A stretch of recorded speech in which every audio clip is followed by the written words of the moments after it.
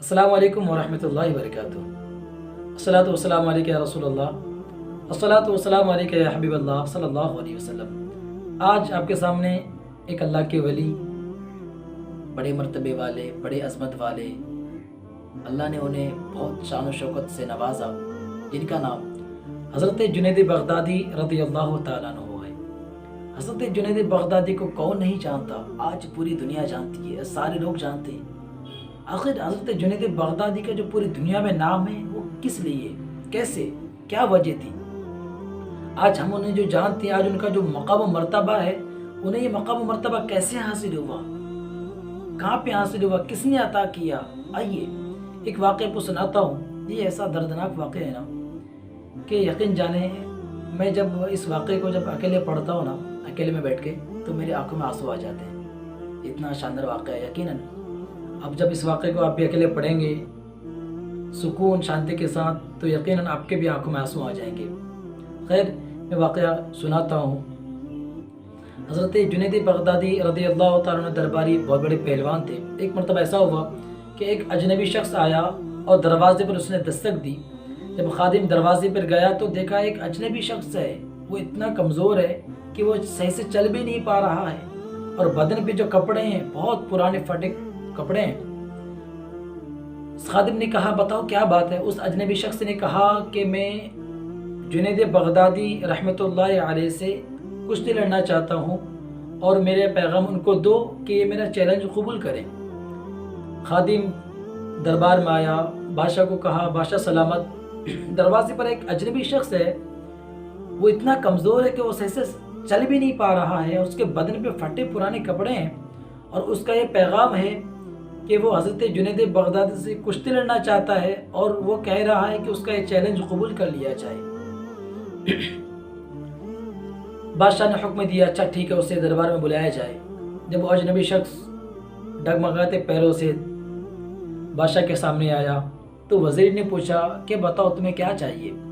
اس اجنبی شخص نے کہا کہ میں جنید بغدادی سے کشتی لڑنا چاہتا ہوں، اور یہ میرا چیلنج قبول کر لیا جائے۔ وزیر نے کہا، یہ تم کیسی بات کر رہے ہو؟ چھوٹا منہ بڑی بات نہ کرو۔ کیا تمہیں پتا نہیں کہ جنید بغدادی کتنے بڑے پہلوان ہیں، جن کا نام سن کر بڑے بڑے پہلوان کانپ اٹھتے ہیں، کسی میں کشتی لڑنے کی ہمت نہیں ہوتی ان کے ساتھ۔ ان کا نام پورے شہر میں پھیلا ہوا ہے، سارے لوگ جانتے ہیں، اور تم اتنے کمزور انسان ہو کر تم صحیح سے چل بھی نہیں پا رہے ہو، تم اتنے کمزور ہو، اور تم حضرت جنید بغدادی سے کشتی لڑنا چاہتے ہو؟ اس شخص نے کہا کہ ہاں، میں ان سے کشتی لڑنا چاہتا ہوں، مجھے تو ہاں یا پھر نہ میں جواب چاہیے۔ اب مسئلہ بڑا سنجیدہ ہو چکا تھا۔ بادشاہ نے حکم جاری کیا کہ ٹھیک ہے، یہ سمجھانے کے بعد بھی اگر نہیں سمجھ رہا ہے تو ٹھیک ہے، اس کا چیلنج قبول کر لیا جائے۔ اس کا چیلنج قبول کر لیا گیا۔ بادشاہ کے حکم پہ کشتی لڑنے کی جو جگہ اور تاریخ، وہ ساری چیزیں لکھ دی گئی، اور پورے بغداد میں اس کا اعلان کرا دیا گیا۔ اس اجنبی شخص نے کہا کہ میں وقت مقررہ پر دنگل کے میدان میں حاضر ہو جاؤں گا، یہ کہہ کر وہ دربار سے چلا گیا۔ اب یہ اعلان بغداد میں ہوتی سارے بغداد میں ایک تہلکہ مچ گیا۔ سارے لوگ اب اس وقت کا انتظار کرنے لگے کہ وقت کب آئے گا کہ جب ہم اپنے آنکھوں سے وہ نظارہ دیکھیں گے، کشتی کی لڑائی دیکھیں گے۔ جو جو تاریخ قریب آتی گئی، لوگوں کا شوق اور بڑھتا گیا اور بڑھتا گیا۔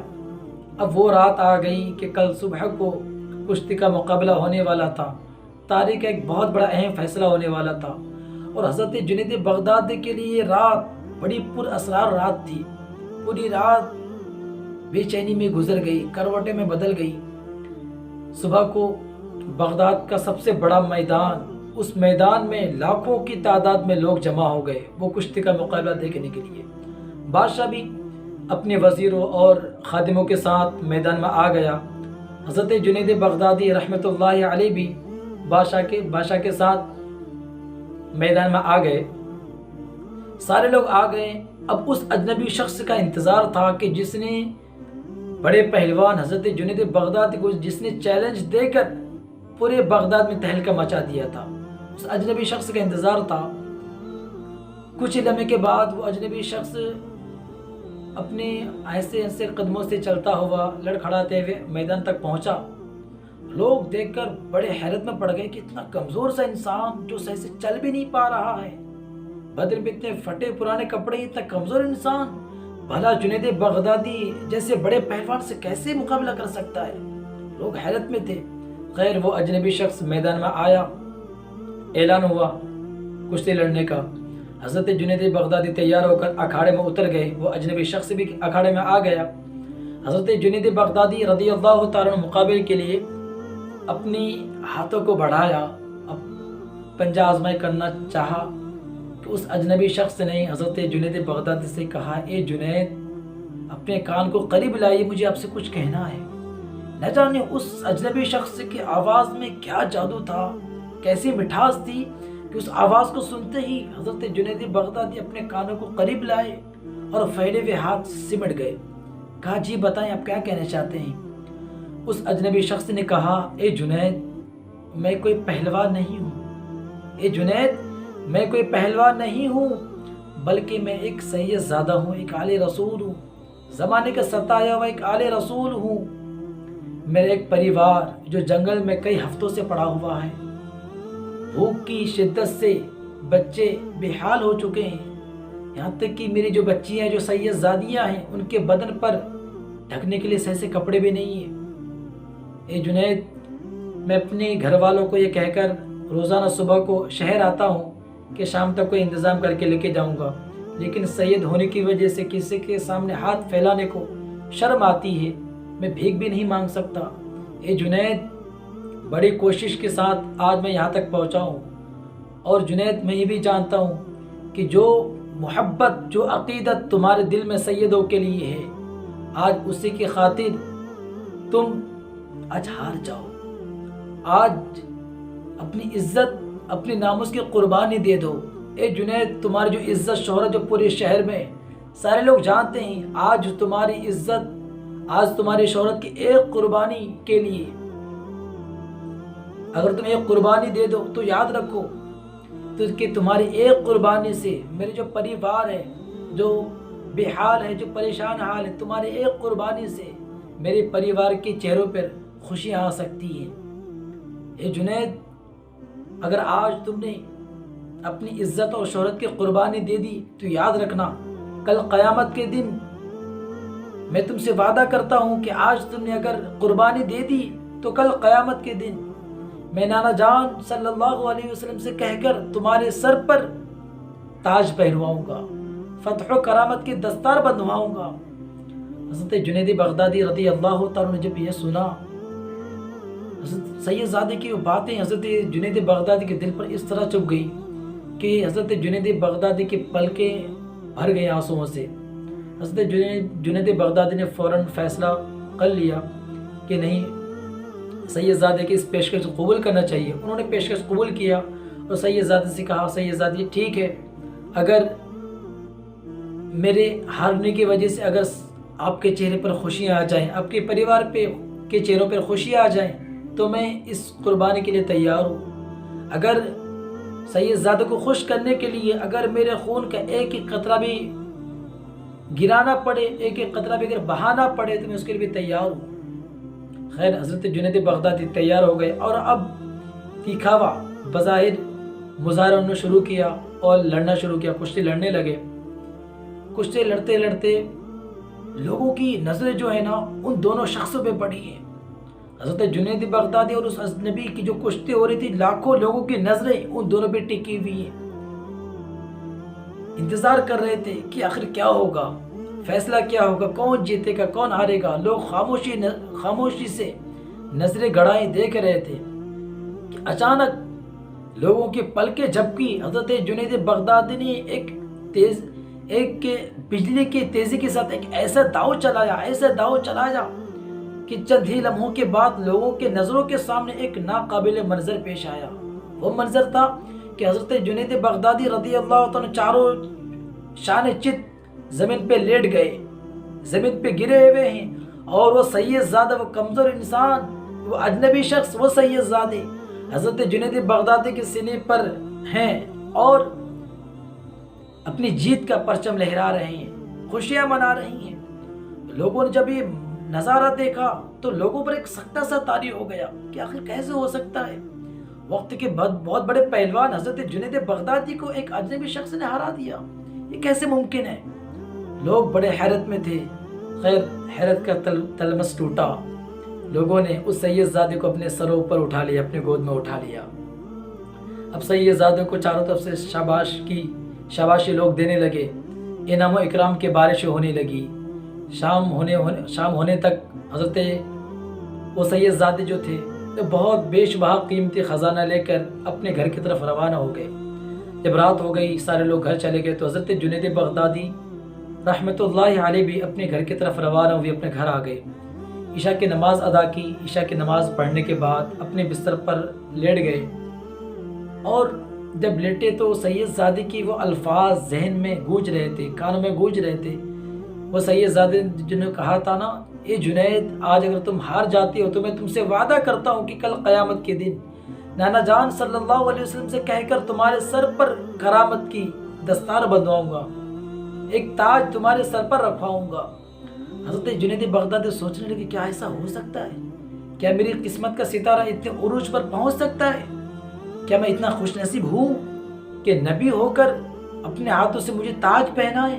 نہیں، میں تو ایسا نہیں ہوں، میں تو اس قابل نہیں ہوں کہ نبی ہو کر اپنے ہاتھوں سے مجھے تاج پہنائے، میں نبی کے ہاتھ سے تاج پہنوں، میں اس اعزاز کے قابل تو نہیں ہوں۔ لیکن پھر دل میں خیال آیا کہ وعدہ کرنے والا کوئی عام شخص نہیں، بلکہ سید زادے نے وعدہ کیا ہے کہ میں اپنے نانا جان سے کہہ کر تمہارے سر پر تاج رکھواؤں گا، تو سید زادہ کا وعدہ تو جھوٹ نہیں ہو سکتا۔ خیر، حضرت جنید بغدادی سوچتے سوچتے سو گئے۔ جب آنکھ لگ گئی تو قسمت کا ستارہ چمکا۔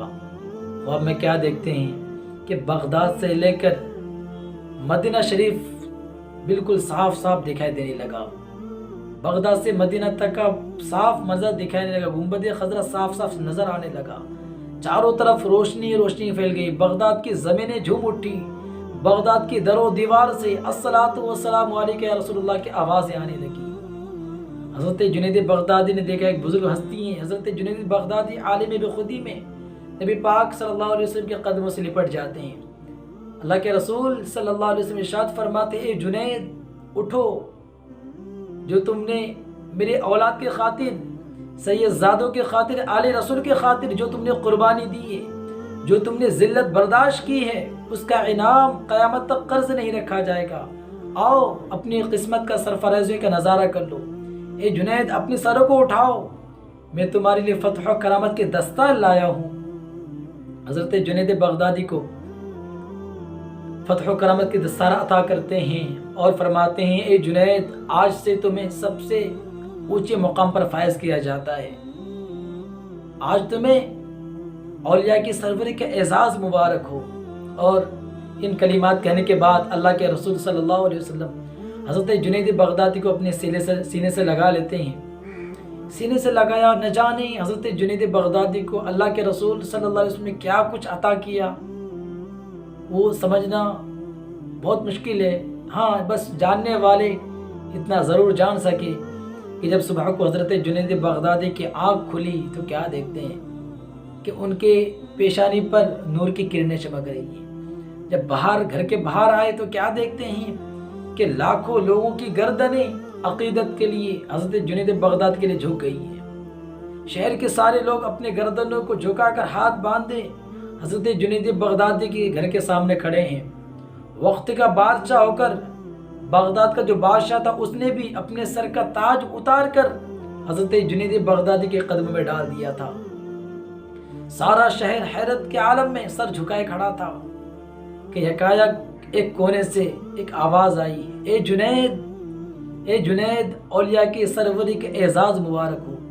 حضرت جنید بغدادی جب اپنے چہرے کو مڑ کر دیکھتے ہیں تو کیا دیکھتے ہیں؟ وہی سید زادہ، وہی کمزور انسان حضرت جنید بغدادی کو مبارکبادی دے رہے ہیں، اے جنید، اولیاء کی سروری کے اعزاز تمہیں مبارک ہو۔ سبحان اللہ۔ تو حضرت جنید بغدادی جو بادشاہ کے درباری پہلوان تھے، لیکن آل رسول صلی اللہ علیہ وسلم کی عظمت کے خاطر، ان کی عزت کے خاطر جو انہوں نے قربانی دی، قربانی دینے کا صلہ یہ ملا کہ وہ سید الطائفہ اور امام اولیاء بنا دیے گئے. سبحان اللہ.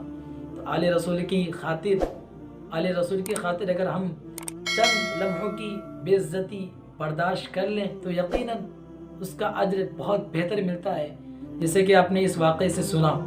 اللہ تبارک و تعالیٰ مجھے آپ کو سب کو آل رسول کی بےحد تعظیم کرنے کی توفیق عطا فرمائے، ان کی خدمت کرنے کی توفیق عطا فرمائے، اور ان کی ہمیں دعائیں لینے کی توفیق عطا فرمائے. اللہ تبارک و تعالیٰ سید زادوں کی خاطر ہمارے ماں باپ کی، سب کی، تمام مسلمانوں کی بخشش عطا فرمائے. السلام علیکم ورحمۃ اللہ وبرکاتہ.